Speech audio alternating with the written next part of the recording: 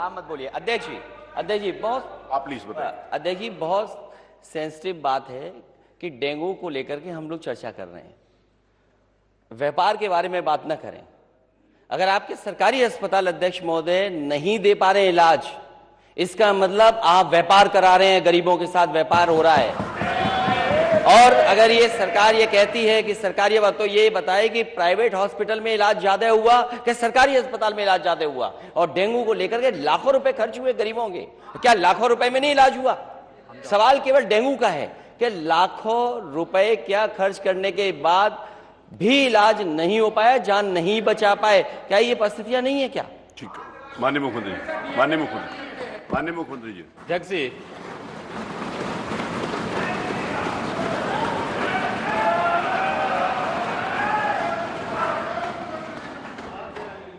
जैसा प्रश्न होगा वैसे उत्तर भी आ रहा है।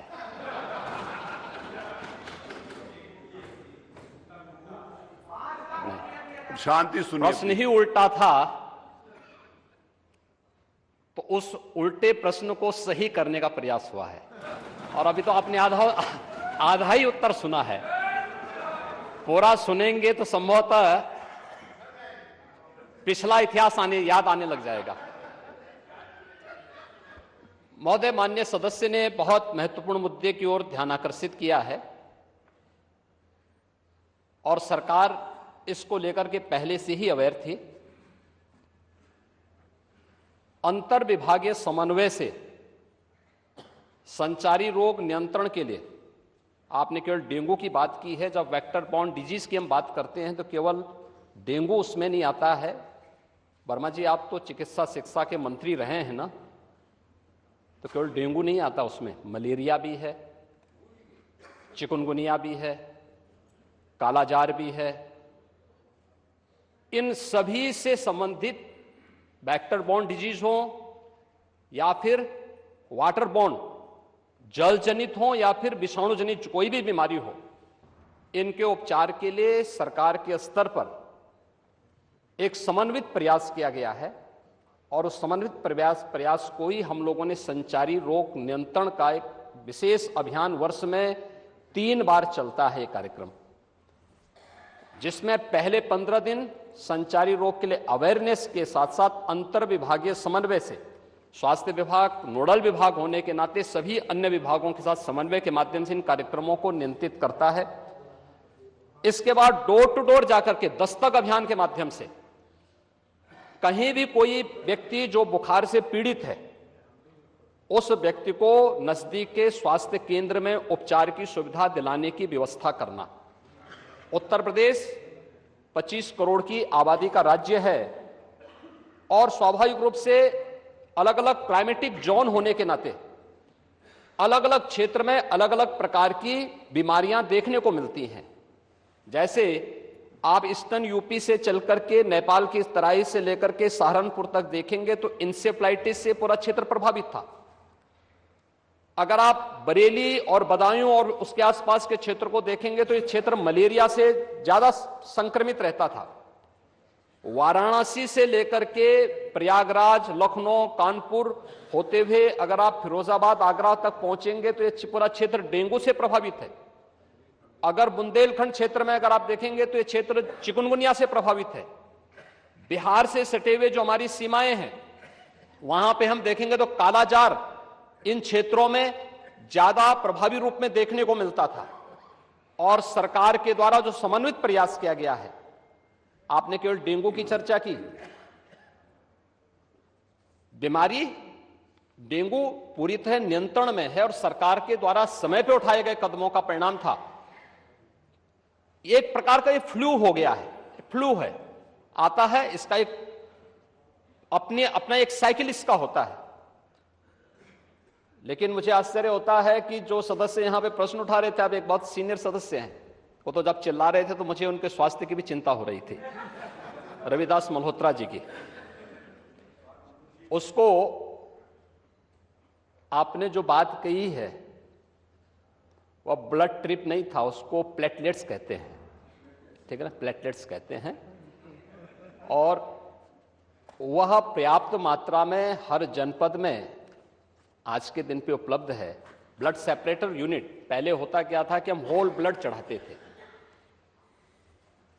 हर एक पेशेंट पे होल ब्लड की आवश्यकता नहीं, खासतौर पर वायरल जनित जो ये बीमारियां होती हैं जिसमें डेंगू है या बहुत सारे ऐसे वायरस आते हैं जो प्लेटलेट्स काउंट को कम करती हैं, उन स्थितियों में प्लेटलेट्स की अतिरिक्त आपूर्ति के लिए उस व्यक्ति को उसको बाहर से चढ़ानी पड़ती है। इसके लिए हर जनपद में ब्लड सेपरेटर यूनिट दी जा चुकी है, वे काम करनी शुरू की है। वहां पे हर जगह सरकार के स्तर पर बेहतर प्रयास हुआ है। और जहां तक नेता प्रतिपक्ष के द्वारा यह कहा जाना कि साहब प्राइवेट हॉस्पिटल में, याद रखना डबल इंजन की सरकार है, ये केवल बोलती नहीं करके दिखाती भी है। प्रदेश के अंदर 10 करोड़ लोगों को आयुष्मान भारत और मुख्यमंत्री जन आरोग्य योजना के अंतर्गत 5 लाख रुपए सालाना स्वास्थ्य बीमा का कवर भी ये सरकार उपलब्ध करा रही है। वह किसी भी पैनल्ड हॉस्पिटल में, वह सरकारी हो, सरकारी में सारी सुविधाएं फ्री में हैं, लेकिन किसी भी प्राइवेट हॉस्पिटल में जाता है तो वहां वे सुविधाएं मिल रही हैं। और ये पूरा सदन गवाह है कि हर माननीय सदस्य को इस सदन के द्वारा अपनी निधि से ही 25 लाख रुपए सालाना देने का अधिकार दिया गया है। और यही नहीं, मुख्यमंत्री राहत कोष से हम चेहरा देख करके पैसा नहीं देते हैं। कोई भी व्यक्ति जो भी आवेदन करता है, कोई भी पीड़ित हो, उसकी जाति, उसका मत, उसका मजहब नहीं देखा जाता है, बल्कि वह पीड़ित राज्य का नागरिक है। उसको प्रदेश में, देश में या दुनिया में जहां कहीं अच्छी स्वास्थ्य की सुविधा मिलती है, वह सुविधा के लिए मुख्यमंत्री राहत कोष से भी हम पैसा देने में कोई कोताही, तमाम मान्य सदस्य विपक्ष में बैठे हुए हैं, वो हर व्यक्ति इस बात को कह सकता है। उनके प्रस्ताव आते हैं बिना किसी भेदभाव के, हमने उसके लिए भी धनराशि उपलब्ध कराई है। आयुष्मान भारत और मुख्यमंत्री जन आरोग्य योजना भी है, आभारी आदरणीय प्रधानमंत्री जी के, जिन्होंने आयुष्मान भारत जैसी योजना दी जिसमें हर गरीब से गरीब व्यक्ति भी आज अपना उपचार किसी भी अच्छे कॉर्पोरेट हॉस्पिटल में भी करा सकता है, और देश में भी करा सकता है, दुनिया में भी कहीं करा सकता है। हर वर्ष की सुविधा उसको मिली है। मुख्यमंत्री जन आरोग्य योजना की सुविधा भी उसे दी गई है।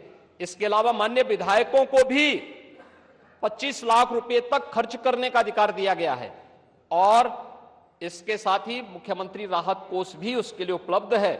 इसलिए समस्या केवल इस बात की नहीं कि हम समस्या के समाधान की ओर जाएं, समस्या केवल हर मुद्दे का राजनीतिकरण करके समाज में अव्यवस्था पैदा करना, लोगों में असंतोष पैदा करने का जो कुत्सित प्रयास किया जाता है, वह तो कोरोना कालखंड में भी लोगों ने देख लिया था, जब आप लोग बहका रहे थे लोगों को कि वैक्सीन मत लगाना, ये मोदी वैक्सीन है, और लोगों को गुमराह कर रहे थे।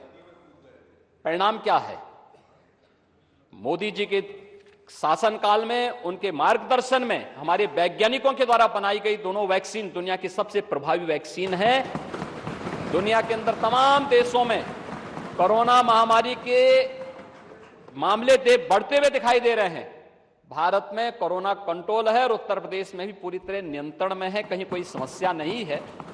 सरकार आपके द्वारा उठाए गए मुद्दों पर पूरी तरह सतर्क है, और अब तो इसके मामले वैसे भी समाप्ति की ओर हैं। बरसात के समय जल जमाव वाले क्षेत्रों में, अन्य क्षेत्रों में इस प्रकार की बातें देखने को मिलती हैं। और ये केवल डेंगू के मामले नहीं होते, इंसेफ्लाइटिस के भी मामले होते हैं, मलेरिया भी होता है, कालाजार भी होता है, चिकनगुनिया भी होता है। तो आपकी जानकारी के लिए, हो सकता है कि काफी दिन हो गए मंत्री पद से हटे हुए, तो आप भूल गए होंगे, तो आपके संज्ञान में लाने के लिए हमने दिया था। इधर रहते तो हो सकता है कि कुछ लॉलीपॉप मिल भी जाता, लेकिन वहां रहकर के अब वो कभी नहीं मिलना। मैंने माननीय नेता प्रतिपक्ष को सुना, माननीय लालजी वर्मा जी को सुना, माननीय मंत्री जी को सुना। ये नियम 56 के अंतर्गत नहीं है, तो इसको अध्यक्ष महोदय, अगली सूचना। महोदय, माननीय नेता सदन की मैंने बात सुनी और वो लगा कि थोड़ी देर के लिए लगा कि वो MBBS डिग्री हासिल किए हुए हैं, डॉक्टर लगे। वेक्टर बोर्न डिजीजेस के बारे में उन्होंने चर्चा की। मैं केवल 2 घटनाएं बताना चाहता हूं राजधानी लखनऊ की। और इनकी सरकार की नाकामी, इनके हॉस्पिटल्स की व्यवस्था, आप बता चुके डॉक्टर्स का हैं, उसका जवाब आ इंतजाम। गया। एक पूर्व सांसद, वो बता चुके वो हैं। भी भारतीय जनता आप पार्टी उसको बोल चुके हैं। भारतीय जनता पार्टी पूरी तो आप उसको भारतीय बोला जनता पहले। पार्टी के, वो हमारे दल के नहीं। आप पूर्व उसको बोल चुके हैं। सांसद भारतीय जनता पार्टी के, वो अपने बेटे को लेकर के आते हैं। उनके बेटे को ये जानकारी मिलती है कि इसका इलाज अगर जल्दी नहीं हुआ तो जान unfortunate नहीं था, उसकी बचेगी। जानकारी वो है एक सरकार को, आप अस्पताल उसको से बोल भी चुके हैं। दूसरे अस्पताल भागे और इलाज के लिए वो एडमिट नहीं करा पाए और उनके बच्चे की जान चली गई। इसका जवाब क्या है डबल इंजन की सरकार के पास? वो और आप दूसरा, बोल चुके हैं। पीजीआई से लोहिया संस्थान केजीएमयू 9 घंटे एम्बुलेंस में बच्चा बना रहा, 9 घंटे, और उसकी जान नहीं बची। उसके ये खिलाफ डबल कार्रवाई इंजन की कर रहे हैं। सरकार। उसके- ये उसका सरकारी संज्ञान लेते हैं। संस्थाओं को इसलिए नहीं मजबूत कर रहे हैं क्योंकि ये प्राइवेट संस्थाओं को बढ़ावा देना चाहते मैं उसको हैं। अग्राह्य आज पूरे करता हूं। उत्तर प्रदेश में सरकारी संस्थाओं में गरीब का इलाज नहीं है। अगर ये सरकार बताए, इतने दावे कर रही है सरकार, ये सरकार बताए कि एक जिला अस्पताल बनाया हो जहां पर गरीब का इलाज हो रहा हो, एक जिला अस्पताल, ठीक, चलिए। एक जिला अस्पताल अगली जहां सूचना गरीब दें। को पर्याप्त इलाज मिल जा रहा हो, वो बनाया हो इस सरकार ने, तो हमें बताएं अभी।